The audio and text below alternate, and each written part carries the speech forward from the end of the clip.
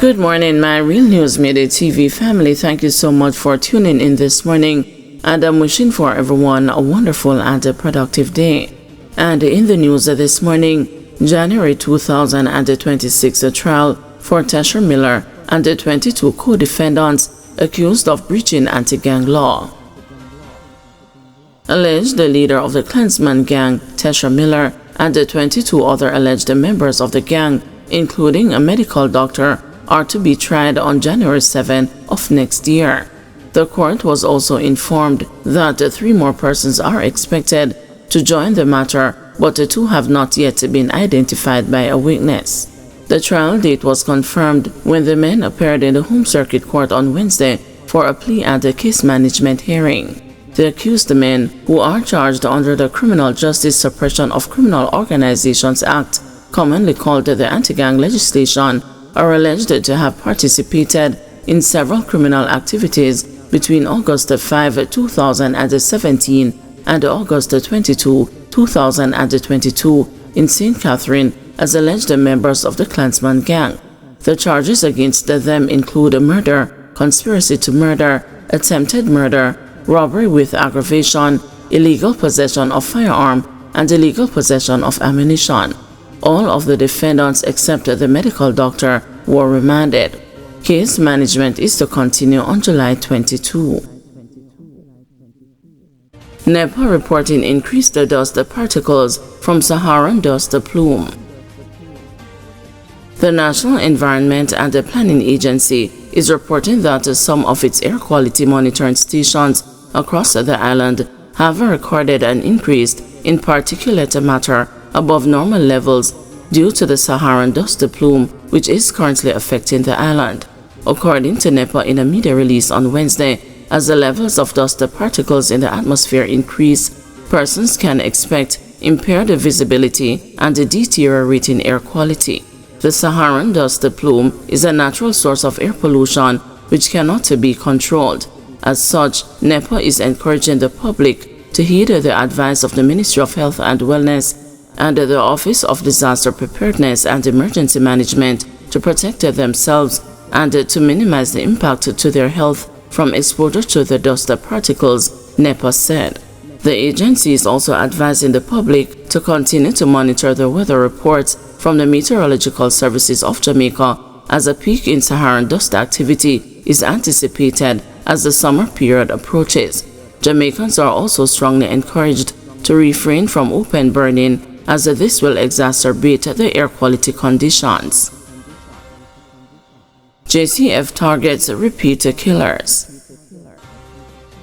Convinced that killing becomes easier with each life taken until it becomes an addiction, Commissioner of Police Dr. Kevin Blake says the Jamaica Constabulary Force has made a strategic decision to focus on individuals who have developed a taste for blood. We need to reduce the number of murders. And how do we reduce the number of murders? In that 1,400 murders, the annual average, there are some guys that were called the repeat offenders. We need to reduce the number of murders. And how do we reduce the number of murders? In that 1,400 murders, the annual average, there are some guys that we call the repeat offenders. The man that kills the first time. The second time is easier, while the third time is much easier. The fourth time, them like it. And the 5th time is an addiction, he said. Blake was speaking Tuesday on the first day of the Jamaica Police Federation's 82nd Annual Joint Central Conference at the Princess Hotel in Green Island, Hanover. While noting that Jamaica has seen a 43% reduction in murders year on year, he stressed that even for countries whose police forces have far more resources and experience, it is unrealistic to expect a 100% solve rate if there are 1,400 murders each year. Concentrating on individuals in an effort to prevent more killings, he said, is a more efficient way of utilizing resources available. That brings us to focus, deterrence focus, because our attention is on the nucleus of these individuals. We identify these individuals. If a man killed 5 people last year, rest assured that's a man who is likely to kill 5 again this year. When someone commits 5 violent offenses, there's at least one investigative opportunity there. That's where we focus, Blake said, adding that the JCF pulls out all the stops in apprehending these individuals. He noted that this was a shift away from the previous approach. The focus is not so much on the incidents themselves, it is on the individuals. The focus is not so much on the incidents themselves, it's on the individuals. The focus is not primarily on geographic space, because what we used to do was to put a 1x2 or a 1x3 patrol unit in an area and hope that would serve as deterrence, hoping nothing would happen just because they were present. That's important, yes, but it cannot be the only thing, because while we do that, these guys just wait us out. They pass us, hail us, buy breakfast, and then they go back home sometimes, Blake said. The police commissioner explained that it is more effective for the police to focus their efforts on the most dangerous gangsters. We are here trying to solve everything. We are trying to focus on every little gun bag, people carrying illegal firearms, who walk up and down, not shooting anybody, just gun bags them, and not looking at that nucleus within that group, where even those gun bags fear, as much as all their victims fear them. Focus on individuals, throw all our resources that we can around these individuals, and guess what? It's a lot less work for police, he told the JCF's rank and file members. The police commissioner noted the toll it would take on resources if a less focused approach were taken. If you get up and try to solve 1,000 murders, 1,200 murders, you're stretched, he said.